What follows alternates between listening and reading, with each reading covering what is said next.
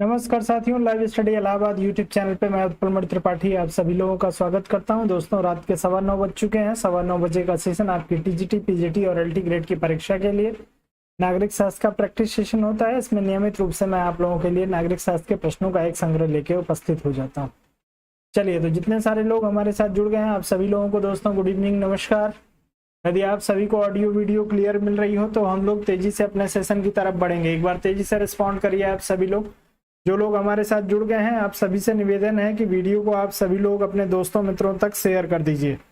Video को share करने में आप लोग बिल्कुल भी जो है दोस्तों हिचकिचाहट महसूस ना करें। अधिक से अधिक संख्या में वीडियो को शेयर करें ताकि आप लोगों की संख्या जो है वो अच्छे से मेंटेन हो सके। उम्मीद है कि आप सभी लोगों को जो स्ट्रीमिंग मिल रही है वो एकदम क्लियर मिल रही होगी, कहीं कोई समस्या नहीं आनी चाहिए। चलिए, मैंने भी अपने फ़ोन पे इसको ओपन कर रखा है कि यदि कोई समस्या आए तो मुझे भी पता चले।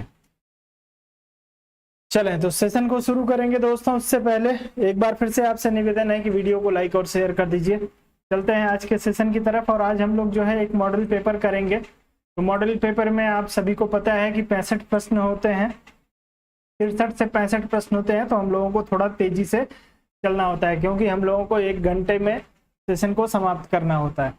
तो आप लोग तेजी से उत्तर करिए। गुटनिरपेक्ष आंदोलन के संस्थापक थे, आपसे पूछा गया है गुटनिरपेक्ष आंदोलन के संस्थापक के रूप में किसको जाना जाता है। पहला प्रश्न आप सभी के सामने है, उत्तर तेजी से आना चाहिए आप सभी लोगों का। चलें, तो जितने सारे लोग इसमें मार्शल टीटो की बात कर रहे होंगे उन सभी का उत्तर जो होगा बिल्कुल सही हो जाएगा। मार्शल टीटो जो है आपके गुटनिरपेक्ष आंदोलन के संस्थापक के रूप में जाने जाते हैं। गुटनिरपेक्ष आंदोलन की स्थापना जो है बिल्कुल किस वर्ष में हुई है, आप लोग तेजी से कमेंट करके बताएंगे। गुटनिरपेक्ष आंदोलन की स्थापना किस वर्ष में हुई है? आगे बढ़ते हैं। अगला प्रश्न, भारत के प्रथम उप प्रधानमंत्री थे, आप लोगों को बताना है। चलिए, 1961 में जो है वो आपके गुटनिरपेक्ष आंदोलन की स्थापना हुई है। चलिए, कर्नल नासिर, नेहरू और टीटो, इन 3 लोगों ने मिलकर जो है वो आपके गुटनिरपेक्ष आंदोलन की स्थापना की थी। चलिए, भारत के प्रथम उप प्रधानमंत्री के रूप में आपसे पूछा गया है। तो ये तो बच्चों वाला प्रश्न है आप सभी के लिए, तेजी से आप लोग उत्तर कर पाएंगे। चलें, तो जो लोग इसमें सरदार पटेल की बात करेंगे उत्तर सही हो जाएगा। आगे बढ़ते हैं, समय बर्बाद नहीं करेंगे। अगला प्रश्न आपको दिया हुआ है कि राज्य के नीति निर्देशक तत्व एक ऐसा चेक है जिसका भुगतान बैंक की इच्छा पर है। यह कथन है भैया किसका है? केटी शाह का, सुभाष कश्यप का, डीडी बसु का या आइवर जेनिंग्स का? चारों में से किसी एक को चुनिए और तेजी से उत्तर करिए। चलिए, गुड इवनिंग सभी लोगों को। चलें,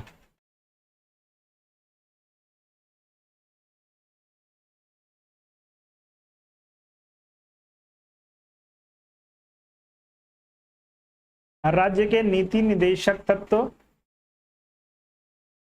एक ऐसा चेक है जो बैंक की इच्छा पर जो है उसको पे किया जाएगा या जिसका भुगतान बैंक की इच्छा पर है। किसने कहा था? तो जो लोग इसमें केटी शाह का चुनाव कर रहे होंगे उत्तर बिल्कुल सही हो जाएगा, कहीं कोई समस्या नहीं है, कई बार पूछा जा चुका है। अगला दिया है, संसद के किसी सदन की बैठक के लिए न्यूनतम गण पूर्ति होनी चाहिए। समस्त सदस्य संख्या की 1/10, समस्त सदस्य संख्या की 1/5, समस्त सदस्य संख्या की 1/7 और समस्त सदस्य संख्या की 1/12। चारों में से एक को चुनिए, उत्तर तेजी से करिए। और ग्रुप में जितने सारे लोग हैं आप लोगों के लिए आज एक डेमो टेस्ट मैंने 18 प्रश्न का एक टेस्ट मैंने आप लोगों के लिए लिंक आपको भेज रखा है ग्रुप में टेलीग्राम के। तो उस टेस्ट को कंपलसरी आप सभी लोग देने का प्रयास करिएगा। उम्मीद है कि कुछ प्रश्न आपको ऐसे लगेंगे कि ये कहाँ से आ गया, आज तक मैंने पढ़ा नहीं, लेकिन मैं आपको ईमानदारी से बता रहा हूं दोस्तों कि टेस्ट पेपर करने का मतलब ये नहीं है कि आप प्रीवियस ईयर पेपर को करिए। कम से कम मार्केट में मैंने 25 टेस्ट पेपर देखे होंगे, 25 लोगों के टेस्ट पेपर मैंने मार्केट का उठा के देखा होगा।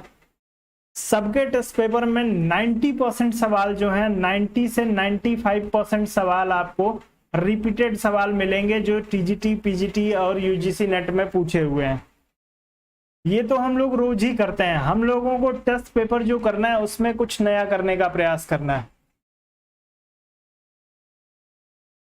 चले, कुछ नया करेंगे, कुछ नया सीखने का प्रयास करेंगे। जिन लोगों का कॉन्सेप्ट क्लियर होगा, देखिए टेस्ट पेपर जो है दो फॉर्मेट में है।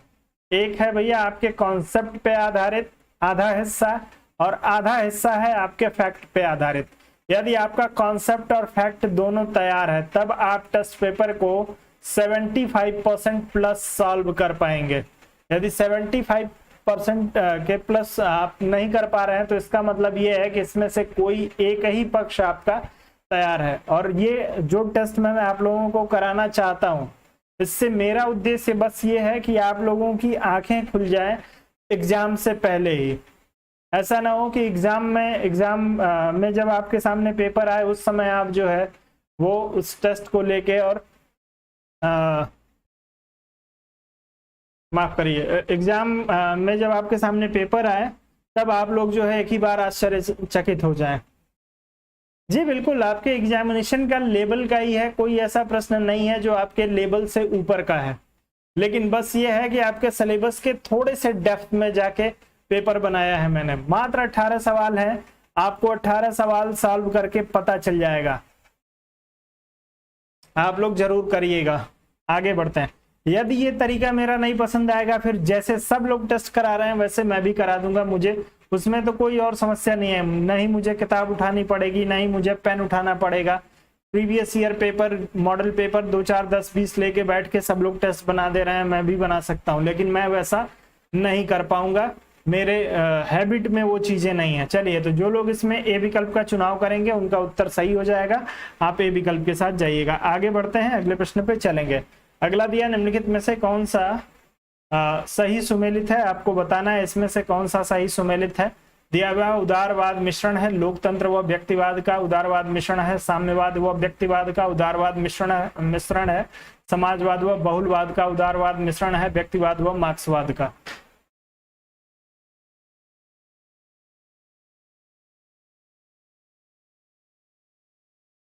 चलिए, टेस्ट के बारे में इत्मीनान से मैं आप लोगों को अपनी मेरी थिंकिंग क्या है, मैं क्या सोच रहा हूं, किस तरीके से कर रहा हूं। सेशन के लास्ट में 5 मिनट बात करूंगा, कोई भी सेशन को छोड़ के जाएगा नहीं। 5 मिनट आप लोग हमसे इंटरेक्ट करेंगे, आपके जो प्रश्न होंगे उनके भी जवाब मैं दूंगा। अभी फिलहाल प्रश्नों का उत्तर करिए। तो भैया पूछा क्या गया है? उदारवाद के बारे में। हर जगह उदारवाद के बारे में पूछा जा रहा है, तो उदारवाद किसका किसका मिश्रण है? आपके लोकतंत्र व व्यक्तिवाद का। जो लोग इसमें उत्तर ए विकल्प का चुनाव करेंगे उनका उत्तर बिल्कुल सही होगा। आगे बढ़िए। अगला प्रश्न दिया है, आधुनिक राजनीतिक सिद्धांत के प्रमुख समर्थक हैं। आधुनिक राजनीतिक सिद्धांत के प्रमुख समर्थक आपसे पूछे गए हैं भैया। Charles मेरियम, David stern, Herald Lasswell और उपयुक्त सभी। चारों में से एक को चुन लीजिए। 6 नंबर प्रश्न के लिए उत्तर तेजी से करिए।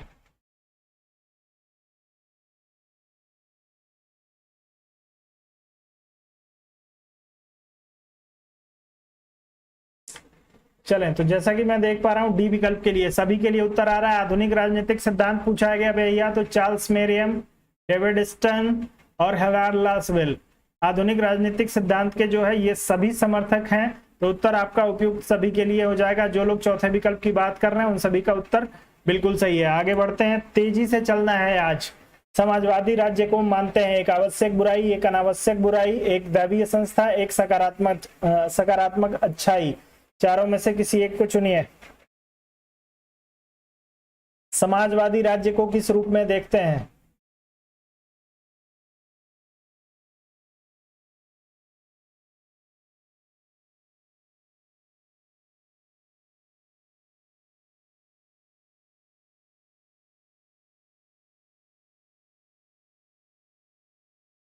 चले भैया, तो जो लोग इसमें चौथे विकल्प की डी विकल्प की बात करेंगे उनका उत्तर जो हो जाएगा बिल्कुल सही हो जाएगा। चूंकि समाजवादी जो है एक केंद्रीय व्यवस्था की बात करते हैं, उत्पादन और उत्पादन के साधन पर राज्य के नियंत्रण की बात करते हैं।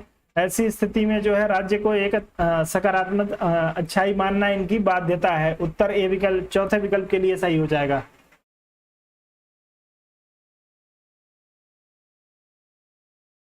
तो ठीक तो है, क्वेश्चन नंबर 100 हो रहा है, कोई दिक्कत? चलिए, अगला प्रश्न दिया है, भारतीय संविधान के किस अनुच्छेद का संबंध वित्त विधेयक से है? वित्त विधेयक से संबंधित अनुच्छेद का चुनाव कर लीजिए।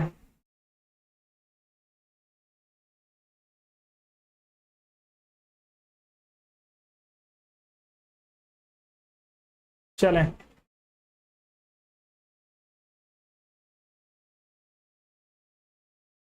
अलका सिंह जी कह रही हैं 280। क्या मैंने 280 कहाँ पूछ दिया? वित्त विधेयक आपसे पूछा हुआ है। चलें, तो जो लोग इसमें 109 की बात कर रहे होंगे उन सभी का उत्तर बिल्कुल सही हो जाएगा। वित्त विधेयक का संबंध जो है 109 और 110 से होता है, आप सभी को पता है। चलें आगे बढ़ते हैं, अगले प्रश्न पे चलेंगे। संविधान निर्मात्री परिषद के वैधानिक परामर्शदाता अंबेडकर, राजेंद्र प्रसाद, वीएन राव और सरदार वल्लभ भाई पटेल दिया हुआ है। अनुच्छेद 109 और 110 को आज जरूर पढ़ेंगे। आप सभी लोग कई बार बता चुका हूं, रोज रोज एक ही चीज को नहीं बताऊंगा।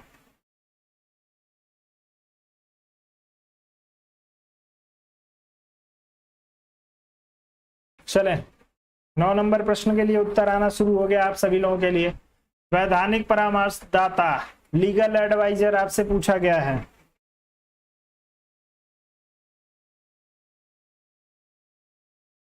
चलें, तो बीएन राव जो है आपके संविधान सभा के वैधानिक परामर्शदाता थे। तो जो लोग इसमें तीसरे विकल्प की बात कर रहे हैं उन सभी का उत्तर बिल्कुल सही होगा। भारतीय संविधान में अनुच्छेद की संख्या है भैया, बहुत ही विवादित प्रश्न है लेकिन 2-3 बार पूछा जा चुका है। अनुच्छेद की संख्या बतानी है आप लोगों को। बहुत ही तेजी से उत्तर आ रहा है आप लोगों का, बहुत ही बढ़िया। यदि इतनी तेजी से चलेंगे तो मजा आएगा। चलिए, तो जो लोग इसमें 395 अनुच्छेद की बात कर रहे हैं, मूल संविधान में जो अनुच्छेदों की संख्या है उसी के साथ आपको जाना है। यदि वर्तमान में देखेंगे तो 450 से ऊपर आर्टिकल हैं, लेकिन मूल संविधान में जो है 395 अनुच्छेद का उल्लेख है। अगला प्रश्न, भारतीय संविधान के लागू होने की तिथि है 26 जनवरी 1950, 15 अगस्त 1947, 15 जून 1945, 2 अक्टूबर 1946। चारों में से एक को चुनना है।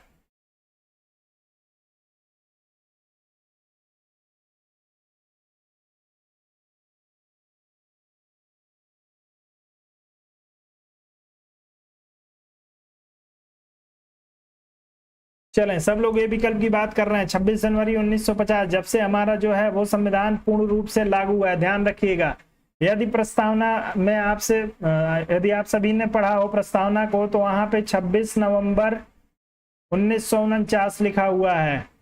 तो ध्यान रखिएगा, यदि आपको विकल्प में मिल जाता है 26 नवंबर 1949 और आपको 26 जनवरी 1950 नहीं मिलता है, तो 26 नवंबर 1949 का आप लोग प्रयोग करिएगा। बस दिक्कत यह है कि आपके 26 नवंबर 1949 को सभी अनुच्छेद लागू नहीं हुए थे। पूर्ण रूप से संविधान जो है 26 जनवरी 1950 को ही लागू हुआ है। आगे बढ़ते हैं, अगले प्रश्न पे चलेंगे। लॉक ने समर्थन किया असीमित संप्रभुता का, सीमित संप्रभुता का, बिना संप्रभुता के राज्य का, समान इच्छा की संप्रभुता का।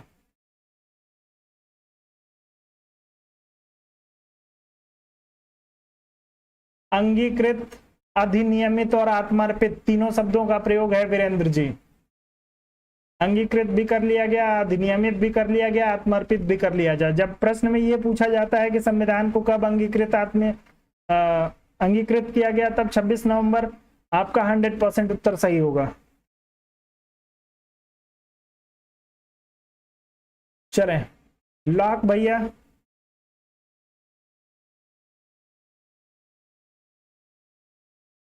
चलें, तो जब हम लोग लॉक की बात करते हैं तो लॉक सीमित संप्रभुता की बात करते हैं। उत्तर आप सभी का जो हो जाएगा दूसरे विकल्प के लिए बिल्कुल सही होगा, जो लोग सीमित संप्रभुता की बात कर रहे हैं।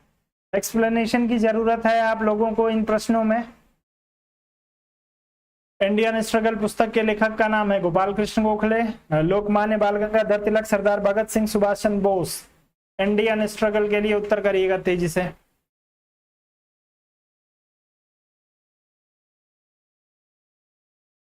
चलें, बहुत ही बढ़िया। इंडियन स्ट्रगल जो है पुस्तक आपके सुभाष चंद्र बोस के द्वारा लिखी गई एक बहुत ही प्रमुख पुस्तक है। परीक्षाओं में इसको जो टीजीटी पीजीटी में पूछा जा चुका है 2-2 3-3 बार।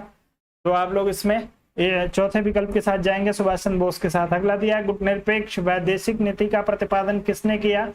जवाहरलाल नेहरू, मोरारजी देसाई, अटल बिहारी वाजपेयी, लाल बहादुर शास्त्री।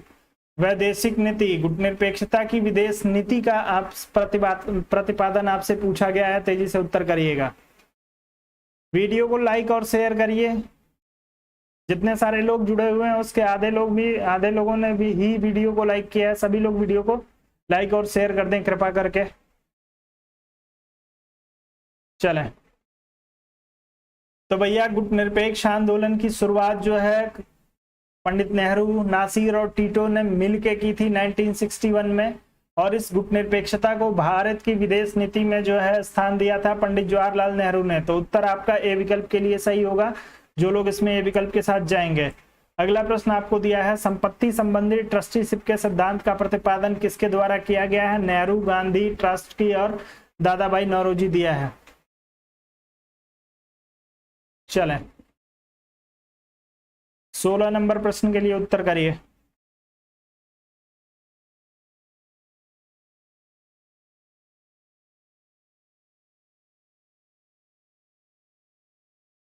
चलें, ट्रस्टीशिप की अवधारणा।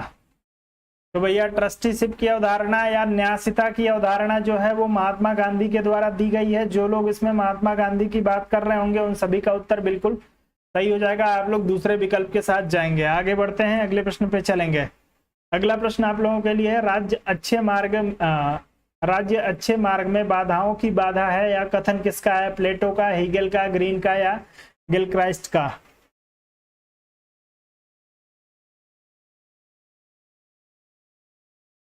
जहां पे किसी प्रश्न को लेके थोड़ा बहुत भी डाउट होगा आप लोग पूछ लीजिएगा, मैं उसको एक्सप्लेन कर दूंगा। मॉडल पेपर वाले दिन नॉर्मली एक्सप्लेन करने में यदि मैं चाहूंगा तो 2 घंटे का समय लग जाएगा, इसलिए मैं बहुत ही तेजी से लेके चलता हूं। जहां पे कोई कंफ्यूजन हो आप लोग पूछ सकते हैं। राज्य अच्छे मार्ग में बाधाओं की बाधा है, किसने कहा है भैया?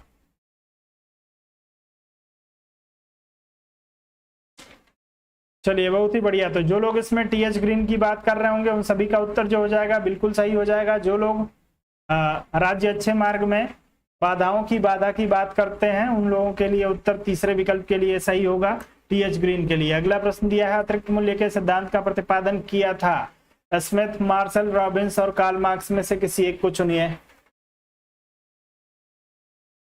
अतिरिक्त मूल्य के सिद्धांत का प्रतिपादन। अब अतिरिक्त मूल्य क्या है ये सबको पता होगा, तो मुझे बताने की जरूरत नहीं है। उम्मीद है कि सबको पता होगा, कई बार बता भी चुका हूं। जो लोग कार्ल मार्क्स की बात कर रहे हैं उन सभी का उत्तर बिल्कुल सही है, डी विकल्प के लिए। अगला प्रश्न आप लोगों के लिए है कि निम्नलिखित में से व्यक्तिवादी विचारक है? लास्की, जेम्स मिल, हर्बर्ट स्पेंसर और अरस्तु।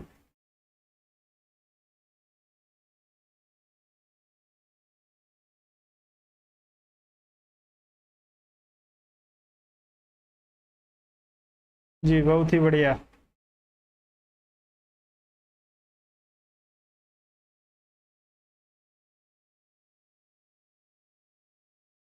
चलें, व्यक्तिवादी विचारक आपसे पूछा गया भैया, तो जो लोग इसमें हर्बर्ट स्पेंसर की बात कर रहे होंगे उत्तर बिल्कुल सही हो जाएगा। आपके हर्बर्ट स्पेंसर महोदय जो हैं एक व्यक्तिवादी विचारक हैं, उत्तर तीसरे विकल्प के लिए सही हो जाएगा। लास्की के लिए उत्तर कर दीजिए, लास्की जो है वो किस तरीके के विचारक हैं? अगला प्रश्न, राजनीतिक दल की परिभाषा सर्वप्रथम दी गई बर्क द्वारा, बेंथम द्वारा, मार्क्स द्वारा या हीगेल द्वारा? राजनीतिक दल को सबसे पहले किसने परिभाषित किया है? चले, बहुत ही बढ़िया।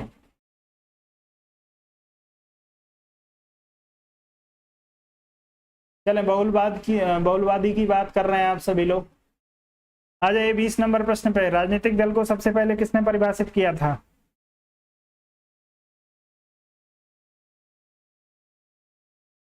जी,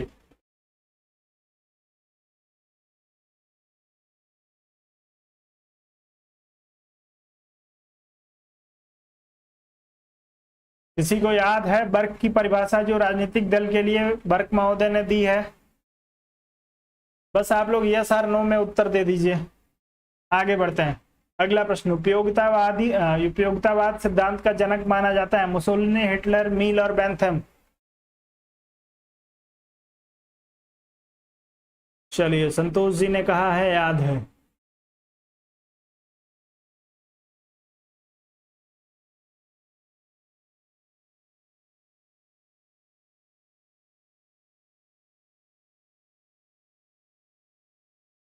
चलें, तो यह भी बच्चों वाला प्रश्न है। बेंथम को जो है उपयोगितावाद का जनक कहा जाता है, कहीं कोई समस्या नहीं होगी। अगला प्रश्न आप लोगों के, राज्य की उत्पत्ति का दैवीय सिद्धांत किसने प्रतिपादित किया था? मार्क्स, गिलक्राइस्ट, जेम्स प्रथम और एच.जे. लास्की। चारों में से किसी एक को चुनिए।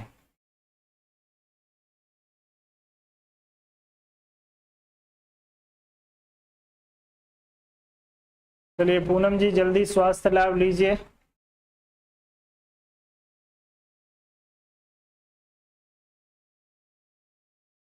चलें,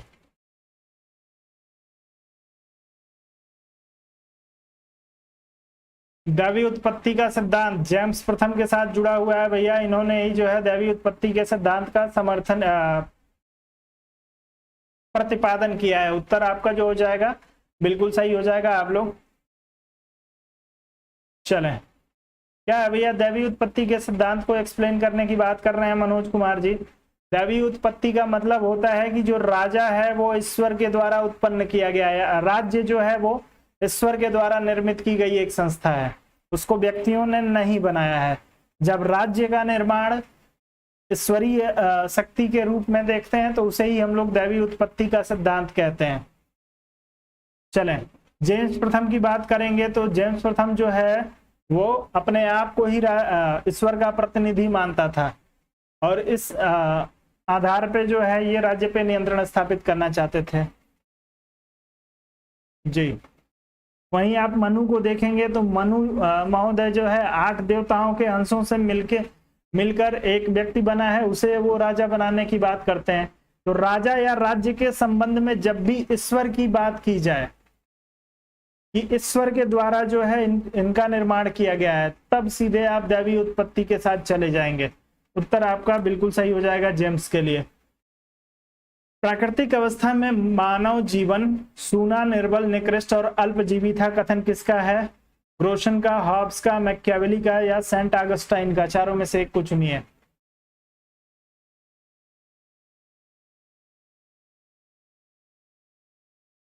चलें, 23 नंबर प्रश्न के लिए उत्तर करिए। प्राकृतिक अवस्था में मानव जीवन सूना, निर्बल, निकृष्ट और अल्पजीवी है। चलें, तो सबका उत्तर हॉब्स के लिए सही हो जाएगा, कहीं किसी को समस्या नहीं आनी चाहिए जो लोग हॉब्स की बात कर रहे होंगे। आगे बढ़ते हैं।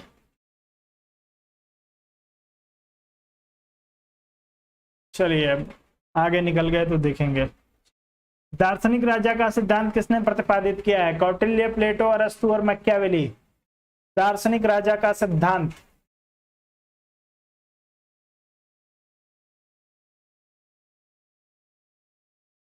दार्शनिक राजा का सिद्धांत किसने प्रतिपादित किया? कौटिल्य, प्लेटो, अरस्तु और मैकियावेली।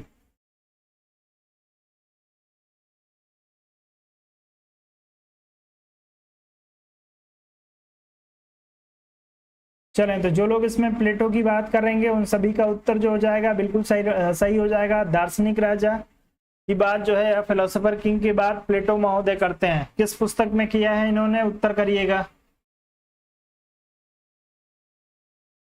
आगे बढ़ते हैं। भारतीय राज्यसभा की वर्तमान सदस्य संख्या आप लोगों को बतानी है। भारत में राज्यसभा की वर्तमान सदस्य संख्या कितनी है? चलिए, रिपब्लिक के लिए उत्तर आ गया है सबसे पहले रमाशंकर जी का, बहुत ही बढ़िया। राज्यसभा की वर्तमान सदस्य संख्या बता दीजिए।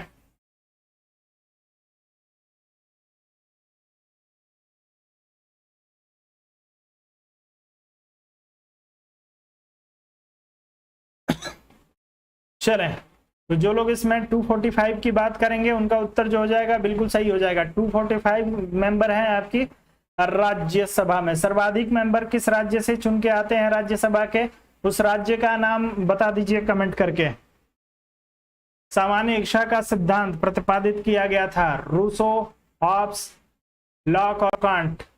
चारों में से एक को चुनना है आप लोगों को। सामान्य इच्छा की अवधारणा। चलें, उत्तर प्रदेश से आप लोगों का उत्तर आ रहा है। राज्यसभा में उत्तर प्रदेश का जो प्रतिनिधित्व होता है वो आप सभी को पता है, 31 सीट है जो सर्वाधिक है पूरे देश में। और उत्तर प्रदेश में लोकसभा की कितनी सीटें हैं तेजी से कमेंट करके बताइएगा। सामान्य इच्छा का सिद्धांत प्रतिपादित किया था? रूसो ने, हॉब्स ने, लॉक ने या कांट ने?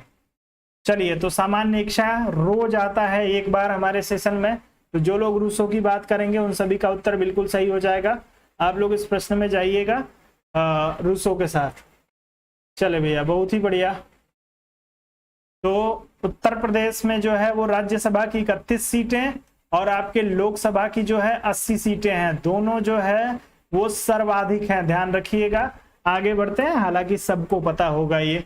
रक्त संबंध समाज को जन्म देता है और कालांतर में समाज राज्य को, कथन किसका है? लिकॉक का, मैकाइवर का, जैक्स का या राज्यसभा का?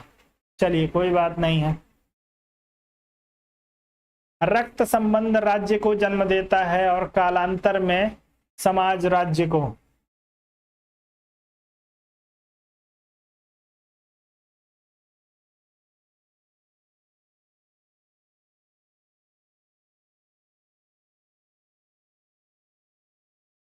चलें, तो जो लोग मैकाइवर का चुनाव करेंगे उत्तर बिल्कुल सही हो जाएगा। मैकाइवर महोदय कहते हैं भैया कि रक्त संबंध से जो है वह समाज का जन्म होता है। कैसे? एक परिवार जो है दूसरे परिवार से मिलता है, परिवार जो है रक्त संबंध के आधार पे बनता है और यह रक्त संबंध जुड़ते जाता है एक परिवार का दूसरे परिवार से, इससे जो है वो समाज का निर्माण हो जाता है। और यही समाज जब बृहद हो जाता है तो इसी से जो है वो कालांतर में या लंबे समय के बाद जो है राज्य उत्पन्न हो जाता है। यही मानना है आपके मैकाइवर का। आगे बढ़ते हैं, अगला प्रश्न। संघीय कार्यपालिका उत्तरदायी है राष्ट्रपति के प्रति, प्रधानमंत्री के प्रति, लोकसभा के प्रति या राज्यसभा के प्रति? चलें,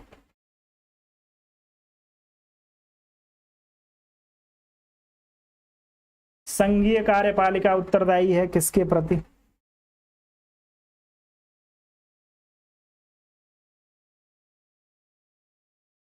अट्ठाईस नंबर प्रश्न के लिए उत्तर आ रहा है। कुछ लोग ए विकल्प की बात कर रहे हैं, कुछ लोग सी विकल्प की बात कर रहे हैं। संघीय कार्यपालिका के संदर्भ में आपसे पूछा गया।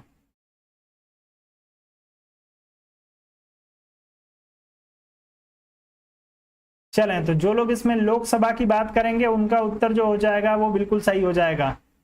कार्यपालिका जो है वो राष्ट्रपति की सहायता के लिए होती है, उत्तरदायी नहीं होती है राष्ट्रपति के लिए। उत्तर जो होगा वो आपसे यहाँ पे पूछा हुआ है कि किसके लिए उत्तरदायी होती है, तो लोकसभा के प्रति उत्तरदायी होती है। उत्तर आप लोगों का सी विकल्प के लिए होगा, जो लोग सी विकल्प की बात करेंगे। आगे बढ़ते हैं।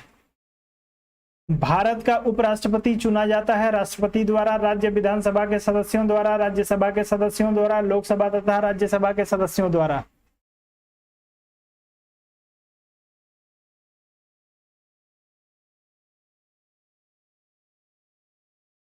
वीरेंद्र कुमार जी, किस चीज को लेके कंफ्यूज हो गए हैं बता दीजिए, क्लियर कर दूंगा।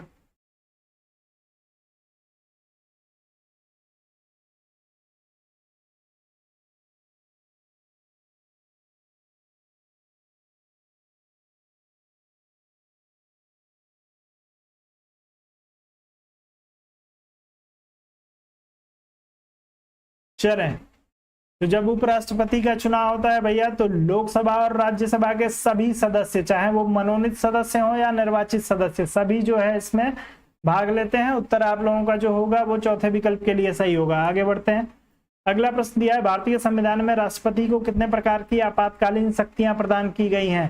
राष्ट्रपति को कितने प्रकार की आपातकालीन शक्तियां प्रदान की गई हैं, किस किस अनुच्छेद में प्रदान की गई हैं? उत्तर तेजी से आना चाहिए।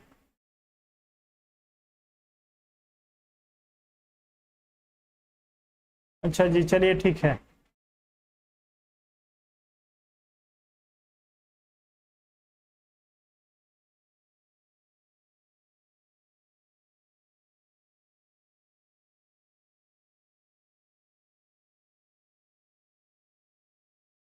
चलें भैया, तो तीन प्रकार की शक्ति है आपकी, 352, 356 और 360। 360 इमरजेंसी, आप राष्ट्रीय आपात कह सकते हैं, राष्ट्रपति शासन और वित्तीय आपात। ये तीन तरह की जो है आपातकालीन शक्तियां दी गई हैं। जिसकी विपरीत परिस्थितियों में राष्ट्रपति के द्वारा प्रयोग किया जा सकता है मंत्रिपरिषद की सलाह पर। अगला दिया है, संकटकालीन स्थिति में नागरिकों के मौलिक अधिकार सर्वोच्च न्यायालय की इच्छा पर निर्भर होते हैं, राष्ट्रपति की इच्छा पर निर्भर होते हैं, स्थगित किए जा सकते हैं, उपयुक्त में से कोई सही नहीं है। जी, अभी तक 360 का प्रयोग कभी नहीं हुआ है भारत में।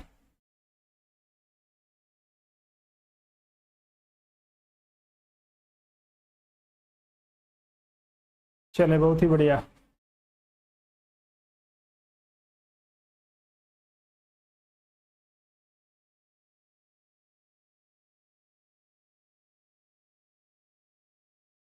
क्या भैया सभी मौलिक अधिकार जो है वो स्थगित किए जा सकते हैं या कुछ ही किए जाएंगे? उत्तर करना है आप लोगों को। चलें,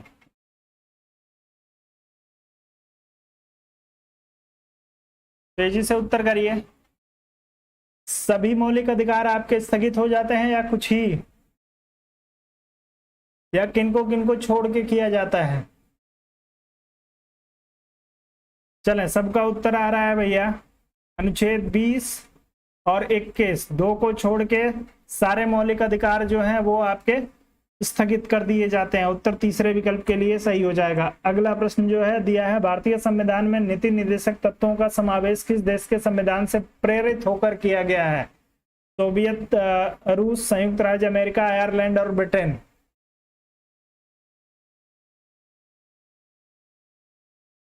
चलें, बहुत ही बढ़िया। डीपीएसपी पूछा गया है भैया आप सभी लोगों से, तो ये टीजीटी पीजीटी के बच्चों के लिए जो है हलवा प्रश्न है। आयरलैंड से जो है लिया गया है। आधुनिक राज्य है संघात्मक राज्य, राष्ट्र राज्य, अंतरराष्ट्रीय राज्य या सैनिक राज्य? आधुनिक राज्य की परिकल्पना कैसी है आप लोगों को बताना है, उत्तर तेजी से करना है।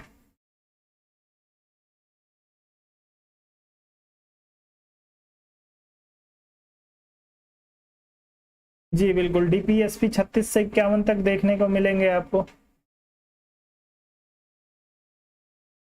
चलें, तो आधुनिक राज्य की जो अवधारणा है वो नेशन स्टेट की है या राष्ट्र राज्य की? उत्तर आप सभी लोगों का जो हो जाएगा वो बिल्कुल सही हो जाएगा, जो लोग इसमें दूसरे विकल्प के साथ जा रहे हैं। आगे बढ़िए। निम्नलिखित में से किसका विचार है कि संप्रभुता ईश्वरीय तथा प्राकृतिक कानूनों से सीमित है? ईश्वरीय और प्राकृतिक कानूनों से संप्रभुता को किसने सीमित कर दिया था? बोधा, लॉक, हॉब्स और रूसो में से एक को चुनना है आप लोगों को।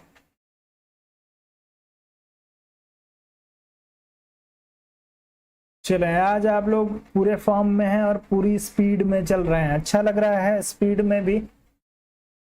हफ्ते में 1-2 दिन रैपिड फायर सेशन होना चाहिए, जिसमें कम समय में आप लोगों के आपका ब्रेन कितनी जल्दी से रिकॉग्नाइज कर पाता है इस चीज को जानने के लिए। चलें, तो जो लोग इसमें बोधा की बात कर रहे होंगे उन सभी का उत्तर जो हो जाएगा बिल्कुल सही हो जाएगा। संप्रभुता की अवधारणा इन्होंने दी थी और इन्होंने बताया था भैया कि संप्रभुता जो है वो केवल ईश्वरीय और प्राकृतिक कानूनों से ही सीमित हो सकती है और किसी से नहीं। आगे बढ़ेंगे। अगला प्रश्न दिया है, चलिए अगले प्रश्न को थोड़ा सा एडजस्ट करना पड़ेगा। भारतीय संविधान के अनुच्छेद 356 का क्या महत्व है? 356 के लिए आप लोगों को उत्तर करना है। इसके अंतर्गत किसी राज्य में सशस्त्र विद्रोह होने पर राष्ट्रपति शासन लगाया जाता है। इसके अंतर्गत किसी राज्य में संवैधानिक मशीनरी विफल होने पर राष्ट्रपति शासन लगाया जाता है। किसी राज्य में आंतरिक अशांति होने पर आपातकाल की घोषणा की जाती है या उपयुक्त सभी? चलें,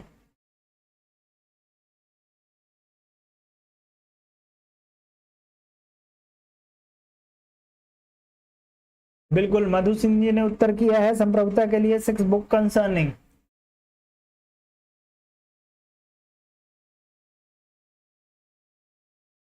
चलें भैया, जिनको अनुशासन तोड़ने का या जिनको अनुशासन में रहने का मन नहीं होगा वो लोग टेलीग्राम ग्रुप में जाके और एक बार टेस्ट लिंक ओपन करके एक बार टेस्ट दे लीजिएगा। पता चल जाएगा कि आपके सीरियस होने और ना होने में कितना अंतर है। चलिए भैया, तो जो लोग इसमें संवैधानिक मशीनरी के विफल होने की बात कर रहे होंगे उन सभी का उत्तर बिल्कुल सही हो जाएगा। 356 का प्रयोग जो है वो राज्यों में राष्ट्रपति शासन लगाने के लिए जो है वो इसका प्रयोग किया जाता है। और यह जब राज्यों में संवैधानिक मशीनरी फेल हो जाती है तो इसकी सूचना जो है वो राज्यपाल देता है राष्ट्रपति को और कहता है कि सर ऐसा करिए कि अब यहाँ पे जो है वो शासन व्यवस्था नहीं चल पाएगी, यहाँ पे इमरजेंसी या राष्ट्रपति शासन यहाँ पे लगा दीजिए। उत्तर दूसरे विकल्प के लिए सही हो जाएगा। अगला प्रश्न दिया है कि निम्नलिखित में से फ्रांसीसी साम्राज्यवाद किसे कहा जाता है। आपके लिए फेबियनवाद, श्रमिक संघवाद, श्रेणी समाजवाद और साम्यवाद दिया है।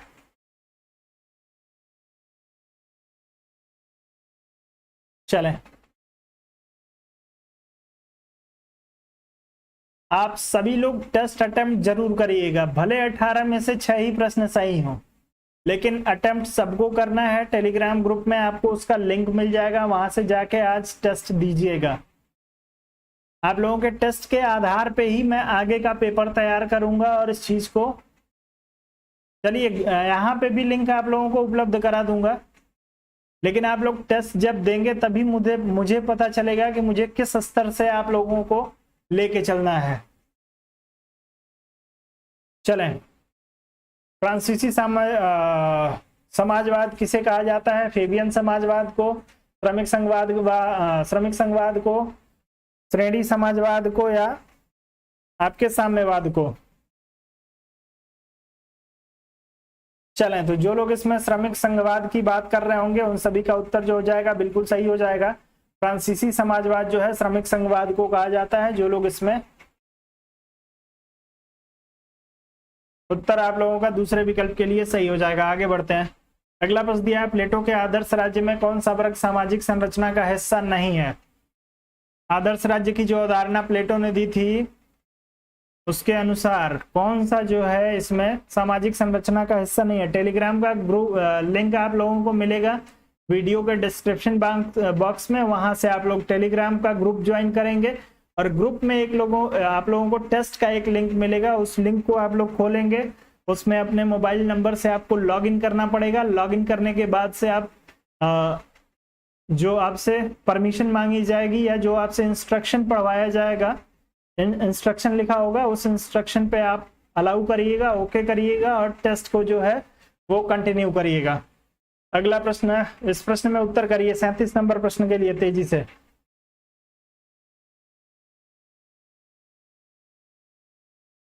चलें, तो शासक वर्ग, उत्पादक वर्ग और सैनिक वर्ग, इन 3 वर्गों की बात की गई थी, लेकिन प्रशासक वर्ग की बात जो है वो नहीं की गई है। आपका उत्तर जो हो जाएगा वो दूसरे विकल्प के लिए सही हो जाएगा। जो लोग बी विकल्प की बात कर रहे हैं भैया बी विकल्प के साथ जाइएगा। जल्दीबाजी में कुछ एक लोगों के प्रश्न गलत हो रहे हैं। ये देखिए, शासक, उत्पादक और सैनिक 3 वर्गों की बात करते हैं। शिक्षा के आधार पर इन तीनों का वर्गीकरण भी कर देते हैं।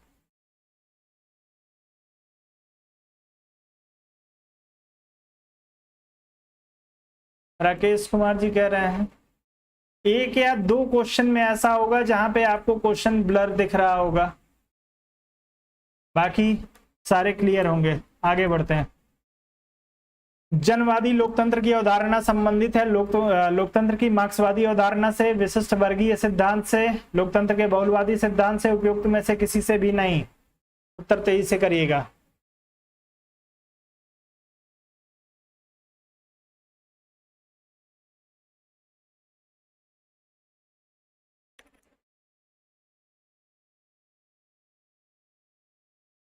चले तेजी से उत्तर करिए। जनवादी लोकतंत्र जिसमें सारे अधिकार किसके पास हो, जनता के पास हो, कौन कहता है भैया। तो जो लोग इसमें मार्क्सवादी अवधारणा की बात कर रहे होंगे उन सभी का उत्तर जो हो जाएगा बिल्कुल सही हो जाएगा। जनवादी लोकतंत्र की अवधारणा जो है वो आपके लोकतंत्र की मार्क्सवादी अवधारणा से जुड़ा हुआ है। कुछ लोग बी विकल्प की, कुछ लोग सी विकल्प की, कुछ लोग ए विकल्प की बात कर रहे हैं। क्या बात है भैया।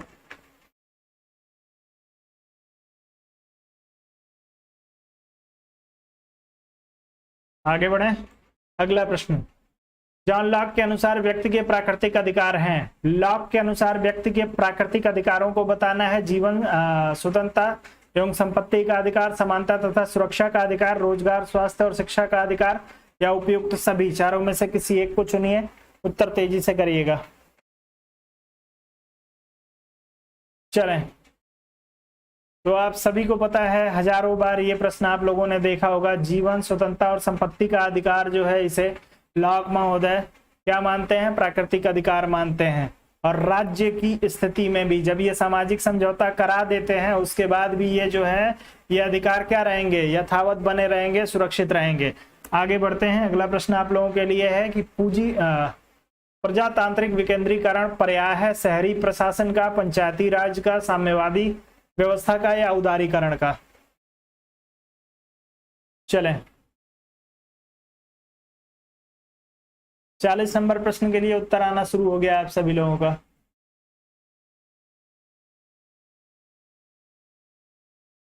प्रजातांत्रिक विकेंद्रीकरण की शुरुआत जो है आप सभी को पता है आपके 73वें संविधान संशोधन से होती है, पंचायती राज की व्यवस्था की शुरुआत के साथ। आगे बढ़ते हैं। अगला प्रश्न, सभी राजनीतिक सिद्धांत राज्य को एक आवश्यक बुराई मानते हैं। राज्य को एक बुराई मानते हैं, माफ करिएगा, आवश्यक नहीं, परंतु इसमें अपवाद एक है। कौन सा है भैया? उदारवाद, अराजकतावाद, प्रत्यय या आदर्शवाद और मार्क्सवाद आपको दिया हुआ है। इसमें से जो आपको दिए गए हैं, ऐसा नहीं है कि यूनिवर्सल बात नहीं बोली जा रही है कि जो बस ये बोला जा रहा है कि जो विकल्प में आपको दिए गए हैं उसमें से सभी जो है वो राज्य को बुराई मानते हैं। एक ऐसा है जो इसका अपवाद है।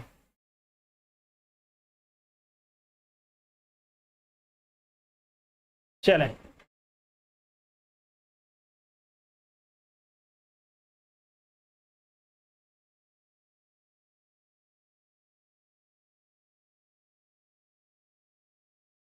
चलें, तो जो लोग इसमें प्रत्ययवाद या आदर्शवाद की बात करेंगे उनका उत्तर जो हो जाएगा बिल्कुल सही हो जाएगा। आदर्शवादी जो है वो राज्य की सकारात्मक भूमिका को जो है ये स्वीकार करते हैं, जबकि उदारवादी जो है इसलिए राज्य को बुराई मानते हैं क्योंकि ये व्यक्ति पे किसी तरीके का नियंत्रण नहीं चाहते हैं, व्यक्ति को स्वतंत्र रखना चाहते हैं, लेकिन जो है इसको बुराई इनको मानना पड़ता है क्योंकि यही जो है वो व्यक्ति के अधिकारों की सुरक्षा भी करता है। अराजकतावादी राज्य रूपी संस्था को मानने से ही इनकार कर देते हैं, तो जाहिर सी बात है कि यदि बुराई है तभी ये लोग छोड़ देते हैं। मार्क्सवादी राज्य का अंत कर देना चाहते हैं, अंत इसीलिए करना चाहते हैं क्योंकि यह बुरा है। सिर्फ आदर्शवादी जो हैं वो आपकी नैतिकता की अवधारणा के साथ जोड़ के राज्य को जो है एक सकारात्मक भूमिका में लेके आते हैं। उत्तर सी विकल्प के लिए सही होगा। आगे बढ़ते हैं। अगला प्रश्न दिया, निम्नलिखित में से किस भारतीय राज्य का अपना भी संविधान है? चलिए, अब ये प्रश्न जो है आउट ऑफ डेटेड हो गया है। अनुच्छेद 370 जो है अब अमेंड कर दिया गया है। 370 में जो है वो इस बात का उल्लेख था कि जम्मू कश्मीर का अपना जो है वो संविधान होगा। अब यदि कभी ये प्रश्न पूछ भी लिया गया तो है कि जगह पे था होगा कि भारत में किस राज्य का अपना संविधान हुआ करता था। आगे बढ़ते हैं। राज्यसभा विघटित हो जाती है 4 वर्ष के बाद, कभी नहीं, 5 वर्ष बाद या 6 वर्ष बाद, चारों में से एक को चुनिए। राज्यसभा विघटित हो जाती है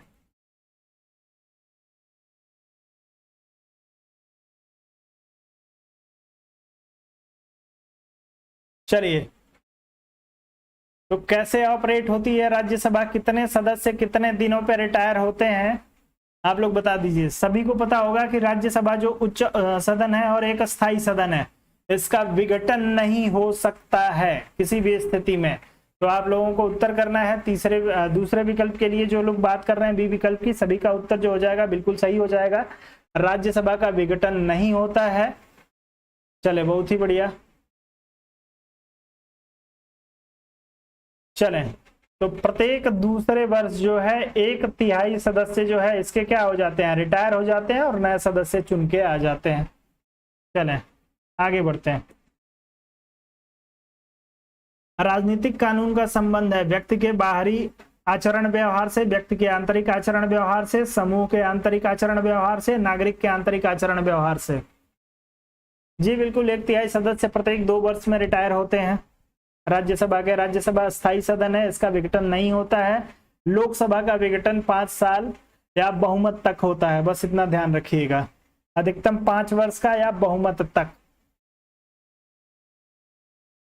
लोकसभा 13 दिन में जो है विघटित हो गई थी।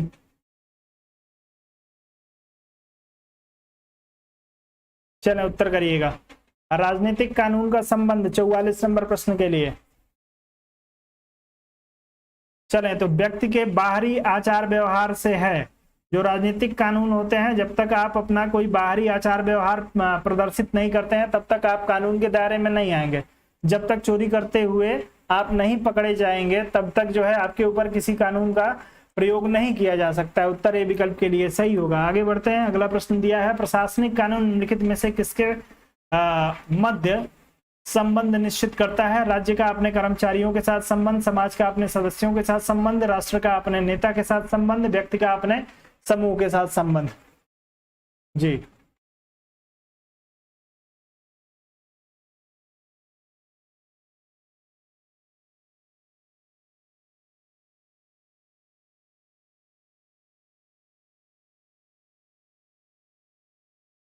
उत्तर तेजी से आइए।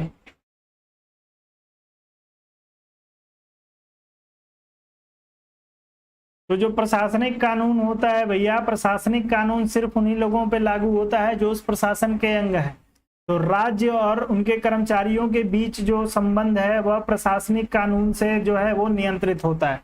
जिला अधिकारी को क्या क्या अधिकार है, वह क्या क्या कर सकता है, क्या नहीं कर सकता है, यह प्रशासनिक कानूनों में इसकी व्याख्या की गई है। कौन सा अपराध करेगा तो क्या सजा होगी उसको, उसका उल्लेख जो है वो प्रशासनिक कानूनों में देखने को मिलता है। सामान्य व्यक्तियों को उन कानूनों के साथ हैंडल नहीं किया जाता है। आगे बढ़ते हैं। अगला दिया है कि राज्य के शरीर सिद्धांत के समर्थक हैं Marx, Engels, Hobbes, Locke, Rousseau, Gramsci, Bluntschli और हर्बर्ट स्पेंसर।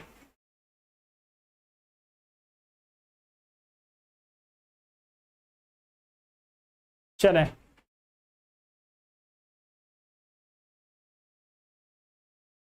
राज्य के शरीर सिद्धांत के समर्थक आप लोगों से पूछे गए हैं, बता दीजिए।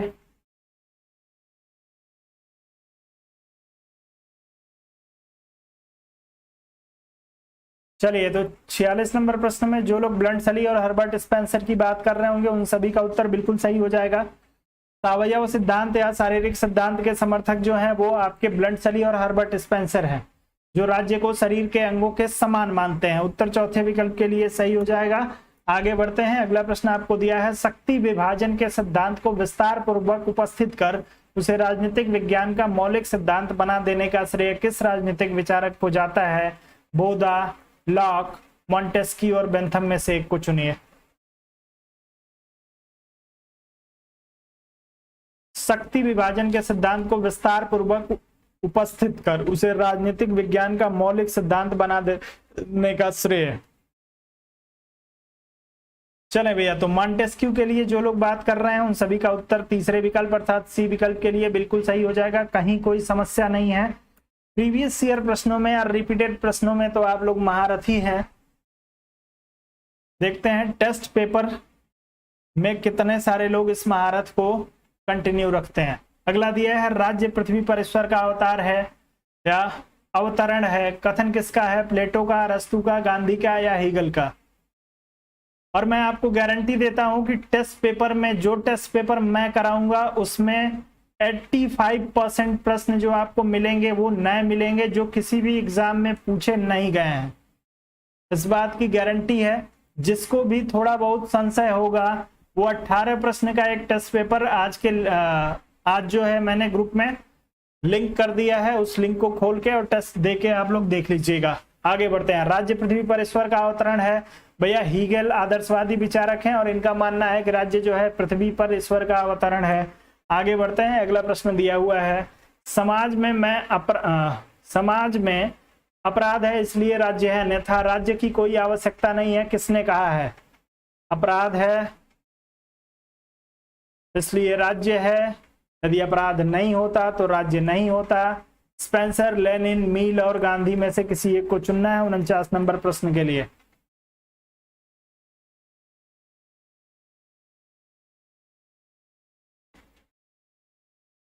चलें, जो लोग इसमें हर्बर्ट स्पेंसर की बात कर रहे होंगे उन सभी का उत्तर बिल्कुल सही हो जाएगा। हर्बर्ट स्पेंसर मानते हैं कि समाज में अपराध है इसलिए राज्य का अस्तित्व है, अपराध नहीं होगा तो राज्य की आवश्यकता नहीं होगी।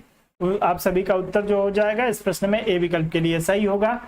अगले प्रश्न पे चलते हैं। अगला दिया है कल्याणकारी राज्य का सिद्धांत घनिष्ठ संबंध रखता है। अच्छा, घनिष्ठ साम्य या संबंध रखता है, कोई दिक्कत नहीं है। उदारवाद से, मार्क्सवाद से, लोकतांत्रिक समाजवाद से या साम्यवाद से। वेलफेयर स्टेट के संदर्भ में आपसे पूछा गया है, वेलफेयर स्टेट जो है किसके इक्वल है। चलिए उत्तर तेजी से करिएगा 50 नंबर प्रश्न के लिए।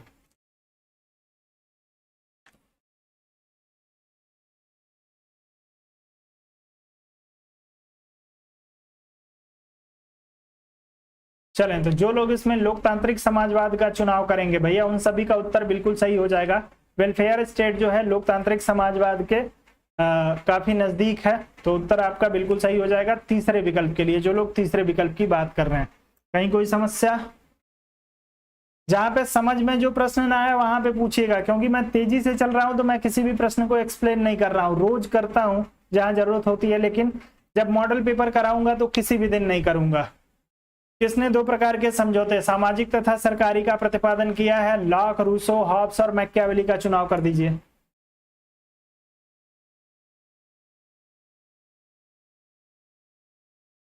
किसने दो प्रकार के समझौते या समझौतों का उल्लेख किया है?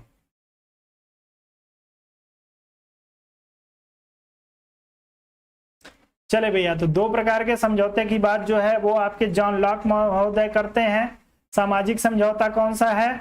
जो व्यक्ति और व्यक्ति के बीच होता है। और सरकारी समझौता कौन सा है?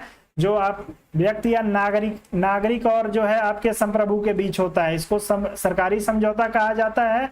और जो व्यक्ति और व्यक्ति के बीच समझौता होता है उसे जो है वो सामाजिक समझौता कहा जाता है।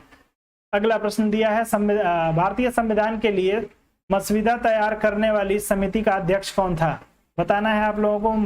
मसौदा तैयार करने वाली या मसौदा तैयार करने वाली समिति का अध्यक्ष कौन है? Rajendra Prasad, Radhakrishnan, Jawaharlal Nehru, B are Ambedkar. चारों में से एक को चुनना है, तेजी से उत्तर करिएगा।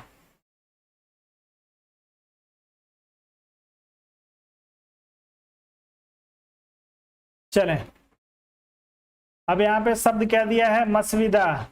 कभी आपसे ड्राफ्ट दे सकता है, कभी प्रारूप दे सकता है, तो कोई भी शब्द दे, कभी भी कंफ्यूज नहीं होना है। डॉक्टर बी आर अम्बेडकर के द्वारा जो है तैयार किया गया था, ड्राफ्टिंग कमेटी। बिल्कुल, आगे बढ़ते हैं। अगला प्रश्न, भारतीय संविधान में मौलिक अधिकारों की व्यवस्था किस देश के संविधान से ली गई है? ब्रिटेन से, संयुक्त राज्य अमेरिका से, सोवियत संघ से या कनाडा से? मौलिक अधिकार पूछा गया है भैया, किस देश से लिया गया है?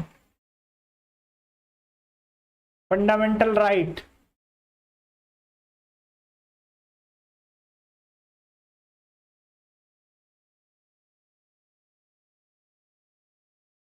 चलें, तो जो लोग इसमें संयुक्त राज्य अमेरिका की बात कर रहे हैं उन सभी का उत्तर बिल्कुल सही हो जाएगा। संयुक्त राज्य अमेरिका में अधिकारों का जो घोषणा पत्र था उससे जो है फंडामेंटल राइट को हम लोगों ने लिया है। आगे बढ़ते हैं, अगले प्रश्न पे चलेंगे। अगला दिया है, राष्ट्रपति के निर्वाचन में भाग लेते हैं संसद के दोनों सदन के सदस्य, लोकसभा के सदस्य, राज्यसभा के सदस्य, संसद के दोनों सदनों के निर्वाचित सदस्य, राज्यों और केंद्र शासित प्रदेशों के विधानसभाओं से निर्वाचित सदस्य। तेजी से उत्तर करिएगा।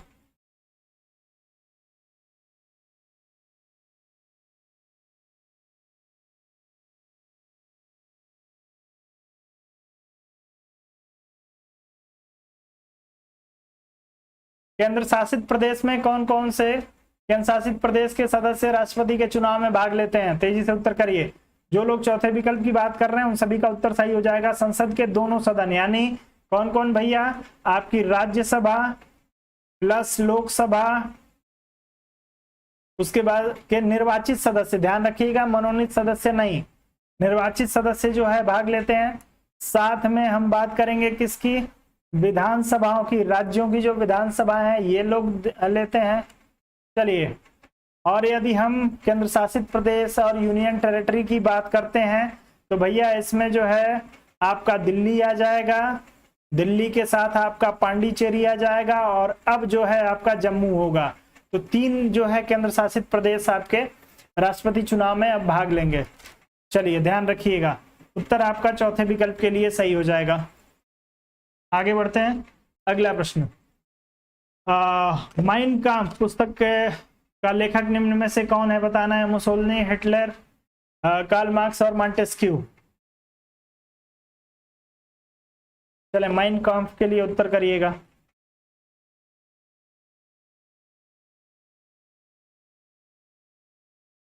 चले तो अब हिटलर, जिसको ना पता हो वो एक गिलास पानी लेके अपने सर पे ना गिराए, मुंह को धुल ले। उत्तर दूसरे विकल्प के लिए सही होगा। अरस्तु क्रांति के किस सिद्धांत का समर्थक है भैया? अरस्तु क्रांति के कौन से सिद्धांत का समर्थन करते हैं?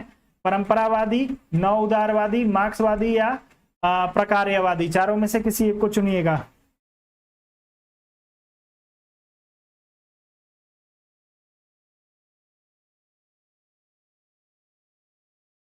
चलें,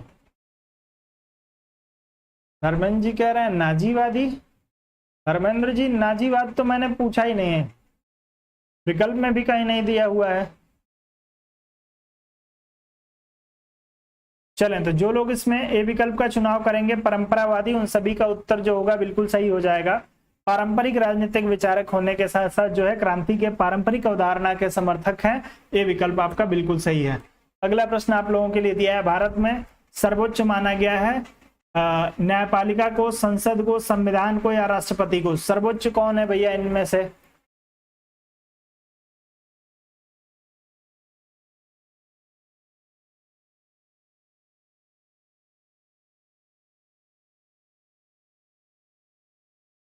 चलें,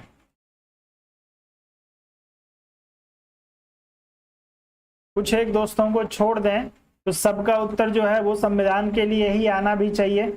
यदि यह है भैया, संविधान है तो न्यायपालिका भी है, संसद भी है और राष्ट्रपति भी है। जिस दिन ये खत्म उस दिन सारी व्यवस्थाएं खत्म। तो संविधान जो है वो आपका सर्वोच्च है। तो आप लोग हमेशा कभी भी इस प्रश्न में, अब नाम नहीं लेना चाहता हूं किसी का भी, लेकिन यदि ये प्रश्न आप लोग गलत कर रहे हैं तो अच्छी बात नहीं है। अगला प्रश्न, 42वें संविधान संशोधन द्वारा प्रस्तावना में निम्नलिखित में से कौन सा जोड़ा गया है भैया? लोकतांत्रिक, न्याय, समाजवाद और राजनैतिक? कौन सा शब्द इसमें जोड़ा गया है 42वें संविधान संशोधन के माध्यम से? इसके अलावा और भी कोई शब्द जोड़ा गया हो तो वो भी बता दीजिए।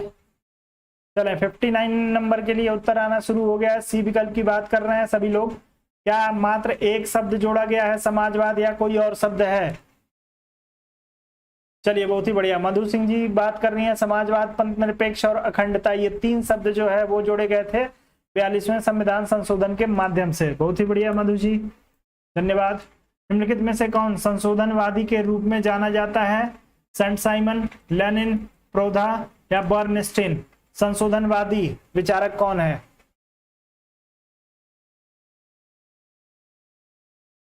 चलें उत्तर तेजी से करिएगा।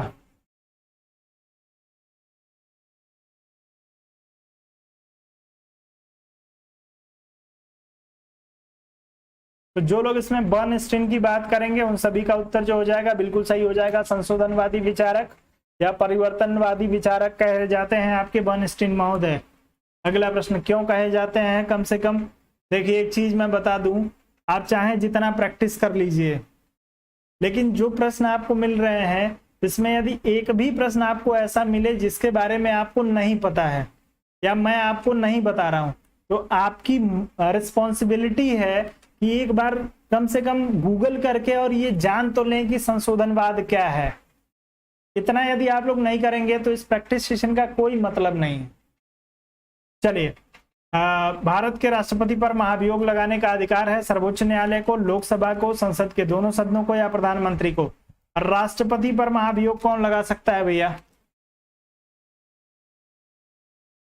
चलें तो राष्ट्रपति पे यदि महाभियोग चलाना हो तो दोनों में से कोई एक सदन जो है आरोप लगाएगा और दूसरा सदन उसकी जांच करेगा।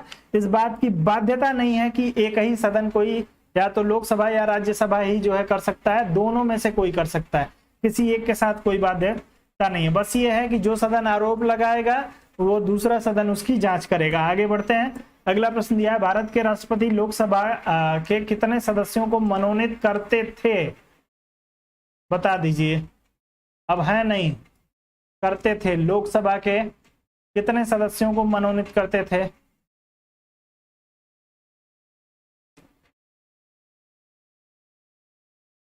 चलें,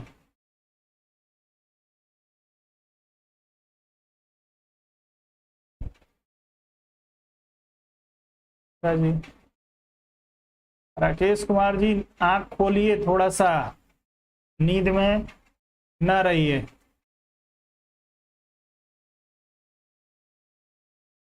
चलिए, तो राष्ट्रपति की यदि लोकसभा में बात की जाए तो 2 लोगों का मनोनयन ये किया करते थे। आंग्ल भारतीय समुदाय के 2 सदस्यों का मनोनयन होता था, लेकिन संविधान संशोधन 104 के तहत जो है अब आंग्ल भारतीय सदस्यों का मनोनयन लोकसभा में नहीं होगा। आपका उत्तर इसमें ए विकल्प के लिए सही हो जाएगा। जी बिल्कुल, आगे बढ़ते हैं, अगले प्रश्न पे चलेंगे। भारतीय संसद के दोनों सदनों की संयुक्त बैठक में अध्यक्षता कौन करता है? चलिए, संयुक्त बैठक में अध्यक्षता कौन करता है? उत्तर तेजी से करना है और सेशन को छोड़ के कोई जाएगा नहीं, क्योंकि टेस्ट के बारे में, टेस्ट आप लोगों का कैसा होना चाहिए, क्यों मैं टेस्ट को जो है थोड़ा सा लेंदी बना रहा हूं या आप लोगों के लिए कठिन बनाने का के बारे में सोच रहा हूं, इन सारी चीजों पे बात करेंगे 5 मिनट के लिए। तो आप लोग सेशन के साथ बने रहिएगा। अपना महत्वपूर्ण समय 5 मिनट का मुझे दे दीजिए, जिससे कि मैं आपकी आवश्यकता को समझ पाऊं और आप मेरे थिंकिंग प्रोसेस को समझ पाएं कि मैं क्या सोच रहा हूं। चलें, तो संयुक्त बैठक जो है आपके इसकी अध्यक्षता की बात आ जाएगी तो भैया लोकसभा अध्यक्ष जो है वो संयुक्त अधिवेशन की अध्यक्षता करता है, संयुक्त बैठक की, माफ करिएगा। उत्तर जो होगा इसमें आपके तीसरे विकल्प के लिए बिल्कुल सही हो जाएगा, जो लोग इसमें तीसरे विकल्प की बात कर रहे होंगे। और इसी के साथ जो है आज का आपका सेशन जो है वो कंप्लीट हो जाएगा। अब आते हैं भैया टेस्ट पे, कि टेस्ट जो है किस तरीके से होगा, टेस्ट में टेस्ट की क्या खूबी होगी, टेस्ट कहां पर होगा, इन सारे प्रश्नों का जवाब दे देता हूं। लाइन से एक एक प्रश्न आप लोग पूछेंगे तो मैं आप लोगों को जवाब देता जाऊंगा। सबसे पहले यदि आप लोगों का जो प्रश्न है कि टेस्ट होगा कहां, तो वो आपके लाइव स्टडी इलाहाबाद का जो आपका मोबाइल का एप्लीकेशन है, जो आपका मोबाइल एप्लीकेशन है, इस पर टेस्ट होगा। आज मैंने आप लोगों के लिए एक डेमो टेस्ट 18 प्रश्नों का एक डेमो टेस्ट जो है वो क्रिएट किया है और इसको आप लोगों के ग्रुप में, जो टेलीग्राम का ग्रुप है उसमें एक लिंक मैंने शेयर किया है और उस लिंक को आप लोग ओपन करेंगे, अपने मोबाइल नंबर से उसको लॉगिन करेंगे। लॉगिन करने के बाद आपको जो है वो टेस्ट आपको मिल जाएगा और एक बार लॉगिन करने के बाद आप 1 क्वेश्चन करिए या 2 क्वेश्चन करिए या 4 क्वेश्चन करिए, आप उसको सबमिट करिए या ना करिए, एक बार लॉगिन करने के बाद यदि विंडो डाउन कर देते हैं तो टेस्ट अपने आप सबमिट हो जाएगा। तो कम से कम यदि टेस्ट खोलिएगा तो ईमानदारी से टेस्ट को आप लोग पूरा करिएगा।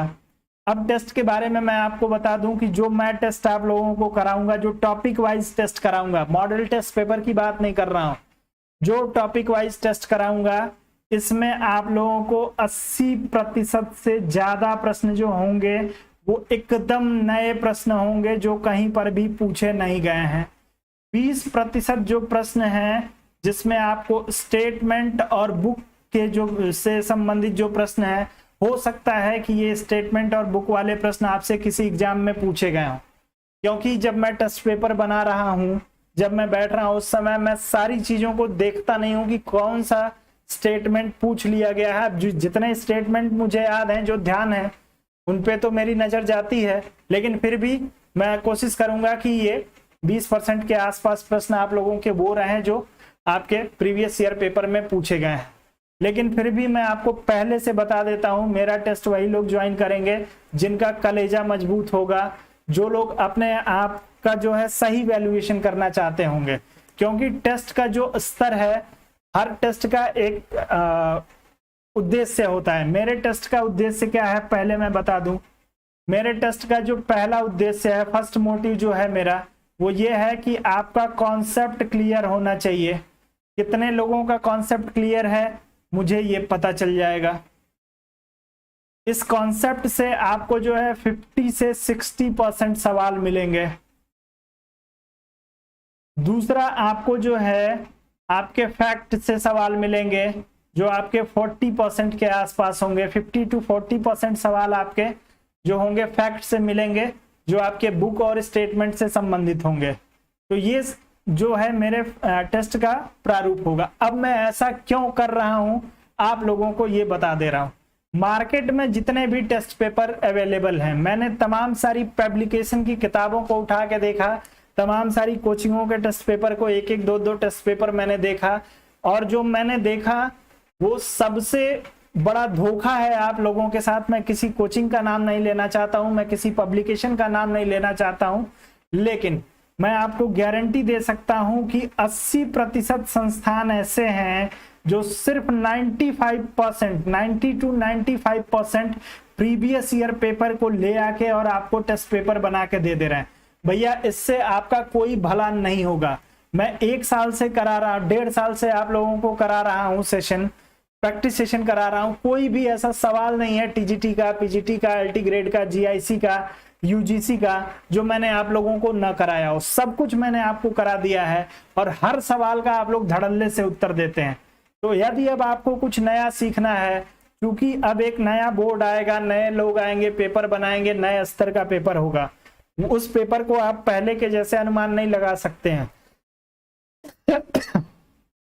यदि पेपर में कॉन्सेप्चुअल सवाल आ गए तो फिर मैं आपको गारंटी दे रहा हूं कि मेरे सिवाय कोई भी ऐसा पूरे मार्केट में आपको नहीं मिलेगा जो आपको 50% भी आपको उस पेपर के नजदीक ले जा सके। यदि आपको किसी भी दिन आप टेस्ट पेपर ज्वाइन करेंगे, टेस्ट देंगे, और आपको जिस दिन ये लग जाए कि कोई भी मार्केट में ऐसा पब्लिशर है या कोई भी ऐसा इंस्टीट्यूशन है जो आपको ऐसा टेस्ट पेपर दे रहा है जो पेपर यदि कॉन्सेप्चुअल आ जाता है, ऐसी स्थिति में आपको 50% भी आपको कवर करा सके या उसके नजदीक तक ले जा सके, उन बिंदुओं को कवर करा सके अपने टेस्ट पेपर के माध्यम से, तो आप मुझे बता दीजिएगा। मैं उस दिन से जो है टेस्ट पेपर कराना छोड़ दूंगा, ये मेरी गारंटी है। फिलहाल के लिए और कोई आपका प्रश्न हो तो आप लोग हमसे पूछ सकते हैं। टेस्ट पेपर जिन लोगों को ज्वाइन करना है वो लोग, आप लोग सभी लोग जो है वो ग्रुप में चले जाइएगा, टेलीग्राम ग्रुप में, और वहां से आप लोग जाके और लिंक को ज्वाइन कर सकते हैं। वहां आपको लिंक मिल जाएगा, उस लिंक के माध्यम से आप ग्रुप को ज्वाइन कर लीजिएगा।